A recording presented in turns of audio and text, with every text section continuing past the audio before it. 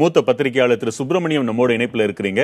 இந்த சீராய்வு மனு நாளைக்கு விசாரணைக்கு வரவிருப்பதாக தகவல் வந்திருக்குது. உங்க கருத்து என்ன சுப்பிரமணியம்? இல்ல, இது அதாவது சீராய்வுக்கு கிரிமினல் வழக்கில் ரொம்ப லிமிட்டட் பாசிபிலிட்டி தான்.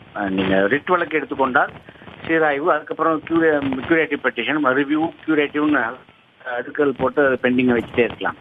ஆனால் இது வந்து பேசிக்கலி இது ஒரு கிரிமினல் வழக்கு.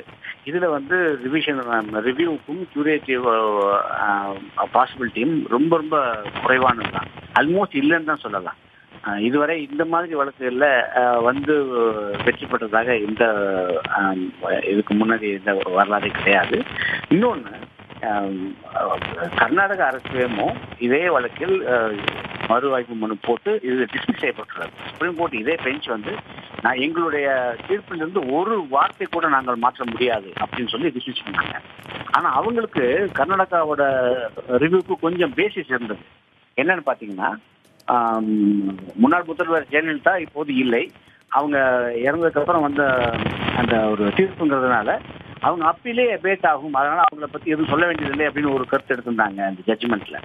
கர்நாடகா கவர்மெண்ட் என்ன பண்ணாங்கன்னா, அப்பீல் அபேட் ஆகாது, சென்டென்ஸ் மட்டும்தான், அதாவது ஒருத்தர் உயிர் இல்லாத நிலையில் அவங்களோட அப்பீலே செல்லாம போகாது, அவங்களுக்கு உள்ள தண்டனை மட்டும்தான் நிறுத்தி வைக்கப்பட வேண்டும் அப்படிங்கிற ஒரு பாயிண்ட் எடுத்தாங்க. சுப்ரீம் கோர்ட் அதற்கு கூட இதை ஒரு வார்த்தை கூட நாங்கள் மாற்றுவதாக உத்தேசம் இல்லை அப்படின்னு சொல்லி ரிஜெக்ட் பண்ணாங்க.